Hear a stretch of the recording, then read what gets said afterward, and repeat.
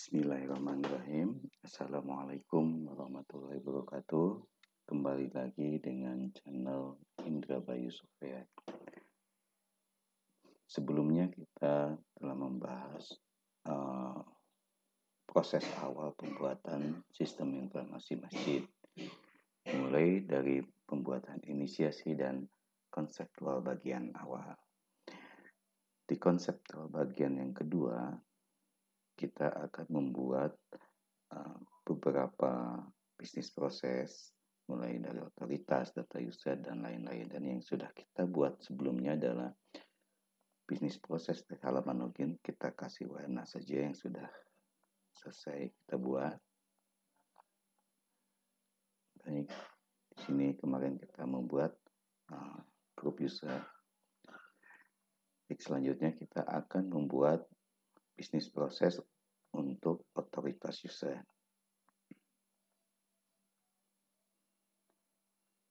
Kita buat namanya.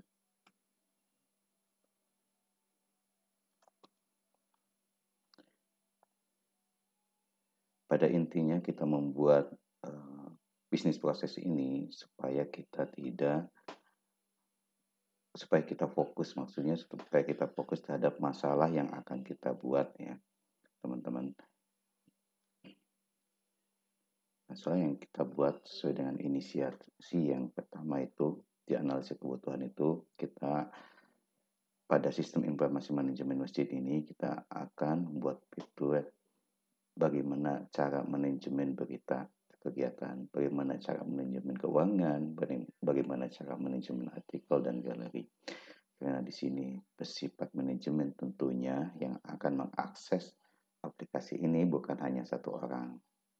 Dalam organisasi bisa banyak orang dan setiap orang itu mempunyai hak aksesnya masing-masing sesuai dengan jabatannya di organisasi. Makanya kita membutuhkan beberapa poin khusus untuk membuat otorisasi, yaitu mulai dari grup user, nanti otoritas yang berdasarkan grup user, dan tentunya data user. Data user ini nanti akan terbagi dua, yaitu untuk admin, yaitu yang bisa masuk ke web admin, dan non admin itu nanti yang akan masuk ke web publik ya.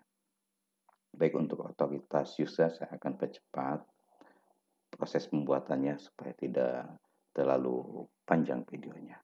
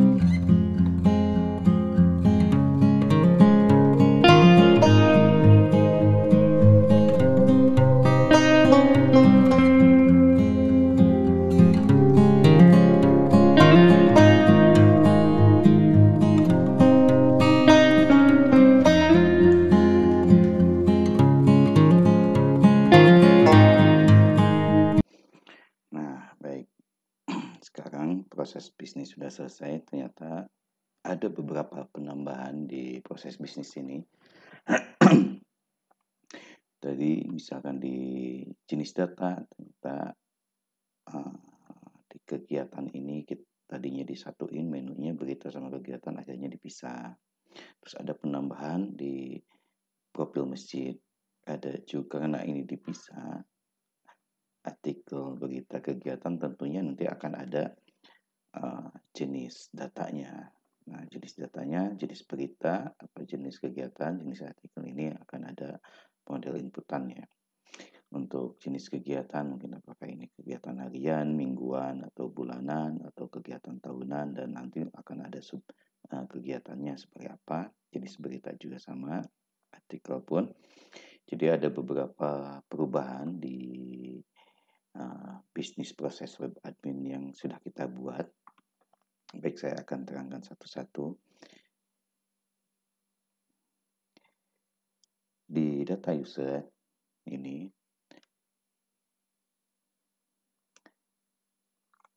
supaya admin akan meregister data yang sebagai user sebagai admin, mulai dengan NIP-nya, jika ada ya. Tapi kalau tidak ada NIP, ini bisa aja dibuat kode yang generik. Nama usernya, email, dan grupnya sebagai apa. Nanti grupnya mungkin aja sebagai ketua DKM, sekretaris, bendahara, atau lainnya.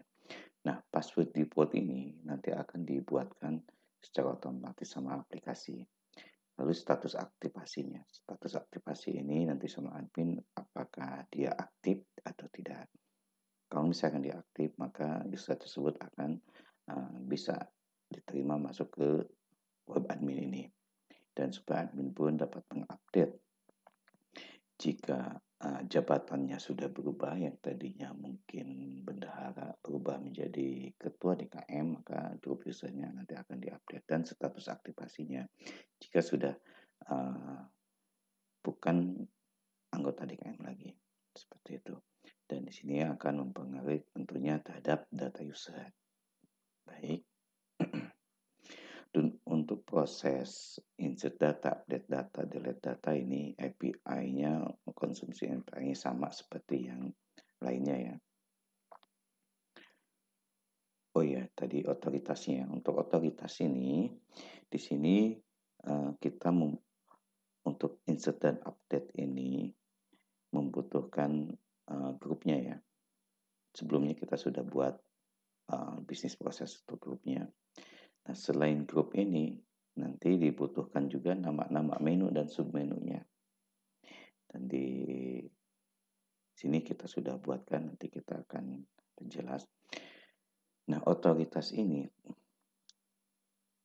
sifatnya berlapis, bukan hanya terhadap menu saja. Tapi misalkan di menu jenis berita misalnya, grup tertentu untuk ketika masuk ke jenis berita ini, atau misalnya kegiatan saja ya, kegiatan ini, apakah dia hanya bisa melihat kegiatannya saja, itu berarti otoritasnya read, ataukah apakah dia bisa menambahkan kegiatan, mengupdate kegiatan, atau menghapus. Jika semuanya berarti dia semua ketentuan di sini akan ya atau true ya. Di sini kita buat otoritasnya, create itu untuk menambahkan data, read untuk melihat data, update untuk mengubah data, delete itu untuk menghapus data, publish. Nah, publish ini kegunaannya nanti untuk posting berita atau kegiatannya akan dipublish atau tidak. Kalau misalnya masih draft, itu masih belum dipublish dan nggak akan muncul di web publik. Terus nanti ada verifikasi ini tentunya untuk bisa saja di bagian transaksi keuangan. Ketika ada penerimaan maupun pengeluaran, nanti ada verifikasi di beberapa level, mungkin saja verifikasi dari bendahara dan ketua, mungkin menerimanya adalah bagian kasirnya, atau nanti tergantung dari manajemen masjidnya itu sendiri. Dan print ini adalah nanti gunanya untuk di laporan. Nah, ketika dia melihat laporan, baik itu di web admin, apakah nanti hanya dia bisa melihat laporan saja atau bisa mencetak, seperti itu. Dan nanti laporannya ini apakah nanti akan dipublish? Kalau dipublish nanti akan muncul di web public. Oke. Nah, data profil user ini hanya mengubah data yang ada di tabel user saja. Tadi kan NIP, nama, email ini sudah diinputkan sama super admin. Ini bisa bukan hanya super admin ya, mungkin aja otoritasnya all user admin ya. Karena semua user admin itu bisa mengubah profil user. Di sini nanti usernya bisa menambahkan foto, alamat, jenis kelamin, dan tanggal lahir. Baik. Selanjutnya ini ada ubah password nih. Ubah password juga mungkin bukan super admin ya, tapi admin ya. Semua admin yang bisa masuk ke web admin ini bisa mengubah passwordnya. Ya mungkin nanti kita di login ini juga nanti akan ada proses lupa passwordnya. Gimana kalau misalkan passwordnya lupa, untuk ngeresetnya seperti apa? Oke, tadi di data user ada yang terlewat di sini. Setelah admin meregister usernya, maka akan mengirimkan email data registrasi ke user tersebut. Di sini ada nama username-nya atau username dan passwordnya akan dikirimkan ke email tersebut. Karena si admin tersebut tidak tahu passwordnya apa gitu kan. Karena ini nanti akan di-hide. Jadi hanya user tersebut aja. Misalkan admin akan meregister atas nama Bayu misalnya ya, dengan email bayu@gmail.com misalnya. Nah, passwordnya itu nanti akan di-generate sama sistem, maka admin di sini tidak akan tahu passwordnya seperti apa. Maka username dan email tersebut akan dikirimkan ke email Bayu tersebut ya. Nah, di menu aplikasi, nah ini menu aplikasi, di sini ada nama menu, ikonnya apa, slugnya. Slugnya ini biasanya untuk link ya, untuk link di kontennya, aksesnya. Nah, di sini aksesnya create, update, read, delete, public, verify. Jadi nanti akses menu tersebut misalkan taruhlah menu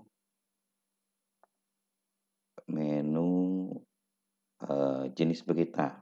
Misalnya untuk menu jenis berita, ini menu, kalau menu itu adalah yang di depannya sini ya. Ini menunya, ini submenunya. Ini menunya dashboard, setting, master data. Kalau menu ini mungkin hanya ada display aja atau read aja. Nanti lebih dalamnya lagi, misalkan ke submenunya, di sini hanya read aja ya untuk menu. Kecuali mungkin kita akan membuat satu menu tersendiri, misalkan taruhlah di sini tidak ada ya. Misalkan taruhlah ada manajemen aset, atau misalnya dashboard di sini. Dashboard misalnya ini kan tidak ada subnya. Maka untuk dashboard bisa saja di sini yang dibutuhkan read dan print ya. Di sini ada cetak juga kan tadi. Yang dibutuhkan hanya read, kita kasih bold dan print misalkan seperti ini. Nah, untuk submenu ini saya tidak akan membahas proses yang sebelah kiri karena kita sudah tahu untuk proses login dan memilih menu sampai masuk ke halaman submenu aplikasi dan akan menampilkan data yang di submenu aplikasi, dan ini semua akan seragam. Kita akan samakan supaya di software aplikasi kita punya ciri khas ya. Jadi kita fokus di sini aja karena untuk API list data, delete, update, insert ini akan ada di setiap bisnis proses pengolahan data. Jadi kita fokus di sini saja. Jadi untuk proses insert dan update submenu ini terdiri dari aksesnya itu pilih nama menunya. Tentunya ini kan kita harus tahu induknya ya dari submenu itu. Misalkan tadi kegiatan, nama menunya itu adalah master data, misalnya seperti itu. Dan ikonnya seperti apa, nanti kita akan implementasikan misalkan contoh icon-icon seperti ini ya. Itu nanti kita pakai font awesome ya. Jadi slide-nya seperti apa, aksesnya nanti seperti apa. Nah, di sini ada is backend, yes atau true. Nah, karena kita akan membuat uh, web publik dan web admin, jadi kalau is backend berarti menu tersebut ada di web admin. Tapi kalau is backend-nya false misalnya, jadi menu tersebut posisinya ada di web publik. Nah, tentunya ini setiap menu ini nanti akan ada page masing-masing di PHP-nya ya. Jadi kalau ingin menambahkan menu lagi, tentunya kita akan harus menambahkan satu page file PHP-nya juga. Lalu di sini tadi juga kita ada penambahan profil masjid ya yang sebelumnya belum ada nih. Di sini belum ada. Jadi ada penambahan profil masjid. Di sini ada profil masjid. Kenapa? Karena kita harus tahu ini nama masjidnya apa, dan nama alamatnya, nomor legalitas mungkin dari MUI dan lain sebagainya. Nanti ini sifatnya akan berupa tipe datanya JSON ya. Nah, karena di nomor legalitas ini kita bubuhkan nomornya dan tanggal seperti itu. Dan titik koordinat ini nanti kita akan mengacu ke alamatnya, kita gunakan geolocation dari Google Map ya. Jadi ketika kita ketik alamat, titik koordinatnya nanti akan muncul juga. Sejarahnya ini kita buat JSON aja ya. Nanti katanya nanti ada beberapa file tambahan. Organisasi pun nanti tipe datanya JSON. Mulai dari ketua, nama ketuanya siapa, nomor telepon dan sebagainya, mulai ketua, sekretaris, bendahara, dan lain sebagainya. Baik, selanjutnya di sini tadi ada jenis berita ya. Nah, jenis berita,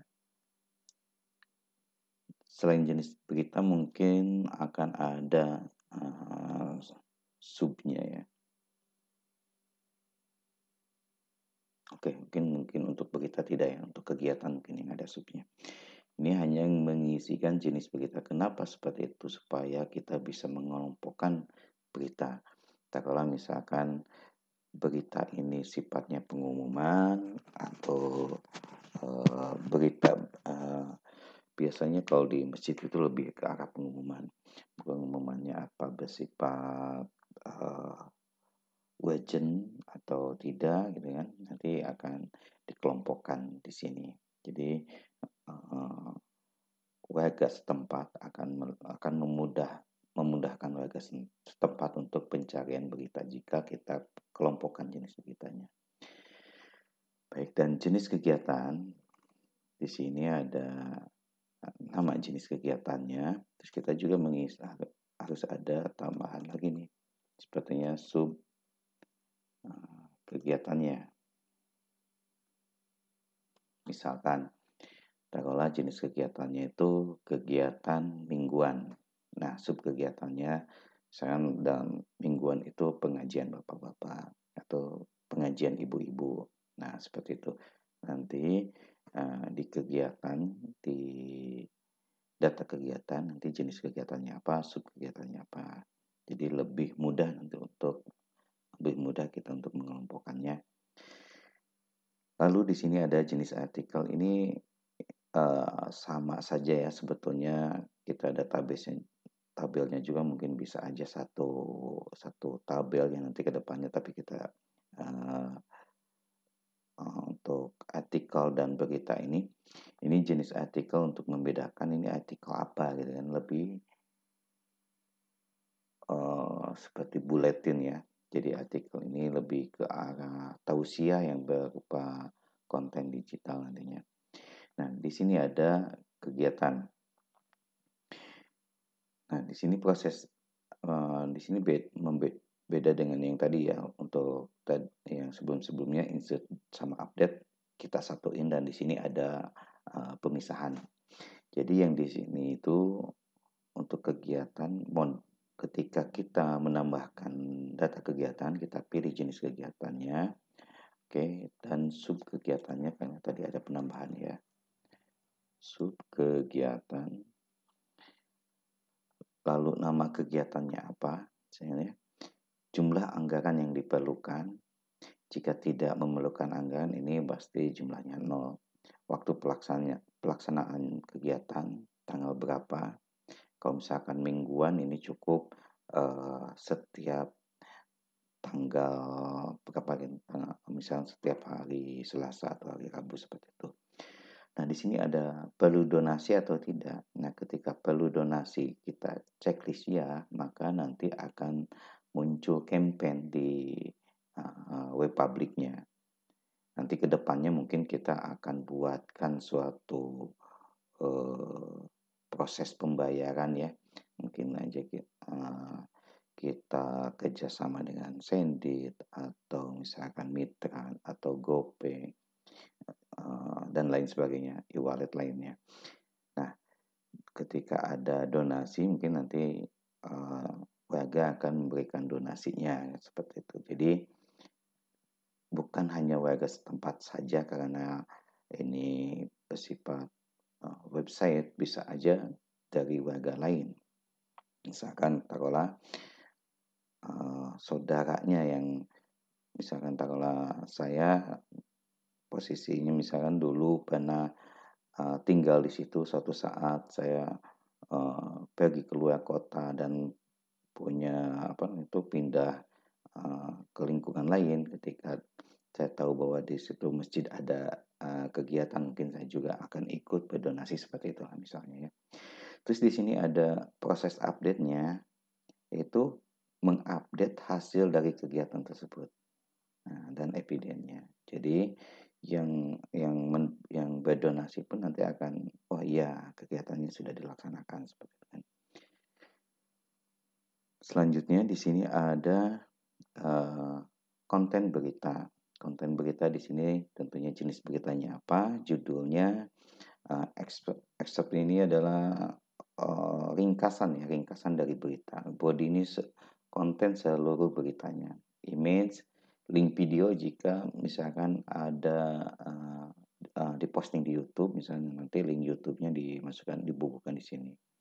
Nah, ini publish ya dan tidak. Jika iya dipublish, maka nanti akan muncul di web public. Jika tidak akan muncul. Seperti itu.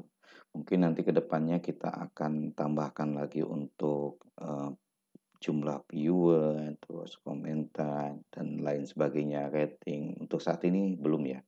Belum teman-teman. Nanti kita akan tambahkan setelah tahap pertama ini selesai. Karena ini satu sistem informasi itu tidak sempurna dan hanya satu pengerjaan. Jadi sistem informasi manajemen itu harus berkelanjutan. Jadi harus bisa disempurnakan lagi. Jadi dalam proses awal tentunya tidak akan seideal mungkin ya. Nah, untuk konten artikel pun sama seperti berita. Mungkin kita lihat aja nanti apakah datanya akan disatuin, misalkan data konten gitu dan isinya artikel dan berita gitu. Ini ini galeri ya, bukan artikel. Nah, galeri di sini kalau misalkan tadi di berita atau artikel kita membubuhkan image, itu udah otomatis masuk ke sini ya.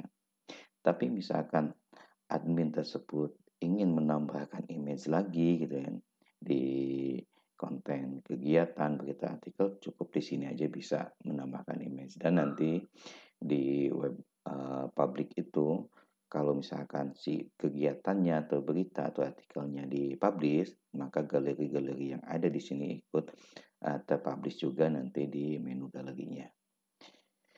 Baik, nah kita masuk ke data keuangan. Nah, di sini kita membutuhkan jenis transaksi karena untuk mengelompokkan bahwa transaksi yang akan diinput itu berupa apa gitu kan jenisnya. Karena uh, untuk transaksi pengeluaran misalkan ada uh, beban telepon, beban air, beban listrik dan sebagainya. Makanya di sini kita butuh kode dan jenis transaksi. Mungkin untuk teman-teman akunting mungkin lebih paham ya masalah ini. Mungkin di sini adalah kode jurnal atau akun jurnalnya ya. Baik, di sini ada jenis transaksi, lalu kita ada transaksi penerimaan. Nah, di sini ada kode transaksinya, jenis transaksinya itu apa, waktu transaksinya ini diisi mulai tanggalnya ya, tanggal transaksi, yang transaksinya seperti apa, jumlah transaksi, status verifikasi. Oh ya, tadi jenis transaksi ini kita tambahin saja ya. Oke, kita tambahkan deskripsi ya. Transaksi. Supaya memudahkan nanti waktu proses pelaporan keuangan. Nah, jumlah transaksi tadi, terus status verifikasi. Kenapa harus ada status verifikasi? Ketika ada penerimaan ini mungkin saja butuh validasi ya, validasi dari bendahara maupun ketua DKM-nya. Nah, nanti setelah disimpan maupun diedit atau ada delete data ini akan mempengaruhi ke auto jurnalnya. Nanti di sini kita akan buat semacam machine learning ya. Kita akan buat machine learning untuk membuat data keuangan yang nanti sudah bersifat jurnal di sini. Jadi ketika pelaporannya lebih mudah. Ketika kita akan membuat rekapitulasi jurnal penerimaan kas atau pengeluaran kas atau misalkan neraca saldo awal, buku besar dan lain-lainnya. Itu akan memudahkan proses menampilkan laporannya. Jadi di sini kita butuh jurnalnya. Nah, ngambil datanya dari mana? Dari data transaksi ini. Baik, mungkin nanti data transaksinya juga kita akan update lagi ya. Kita sesuaikan dengan nanti machine learningnya. Baik, nah di sini ada transaksi pengeluaran. Ini transaksi pengeluaran modelnya sama, tapi mungkin nanti dari kodenya yang akan membedakan. Jadi ketika masuk jurnal nanti akan beda ya. Ini ke bawahnya sama saja. Terus di sini ada laporan keuangan. Nah, laporan keuangan nanti user nih nanti bisa kita bukan hanya super admin aja ya, nanti kita implementasinya mungkin all user atau ketua DKM saja atau apa nanti mungkin kita akan ubah ininya. Di sini memilih jenis laporan keuangan ini nanti akan dipilih ketika muncul laporan keuangan mana apa saja yang akan kita pilih gitu kan. Dan di sini ditulis juga periode laporannya tahun berapa gitu kan. Nah, misalkan tahun 2022 maka akan dilihat mulai dari tanggal 1 Januari sampai hari ini. Nah, contohnya misalnya di sini ada daftar neraca saldo awal. Nanti dia akan memproses pembuatan neraca saldo awal ini, tentunya akan menghit API neraca saldo awal. API ini akan memproses dari data keuangan, dia akan keluarkan lagi ke neraca saldo awal. Nanti user akan melihat laporan keuangannya, laporan daftar neraca saldo awal tersebut. Nanti apakah mau di-print atau hanya dilihat saja, terserah usernya. Baik, seperti itu untuk konsep bagian kedua. Dan kita di sini tadi ada beberapa penambahan menu, ya. Dan di sini juga sebetulnya nanti harusnya ada manajemen aset ya, tapi saat ini kita tidak membuat dulu. Mungkin setelah running aplikasinya kita akan tambahkan di tahap 2 untuk manajemen asetnya. Baik, terima kasih teman-teman. Mungkin semoga bermanfaat. Nanti kita akan lanjut lagi di video berikutnya. Assalamualaikum warahmatullahi wabarakatuh.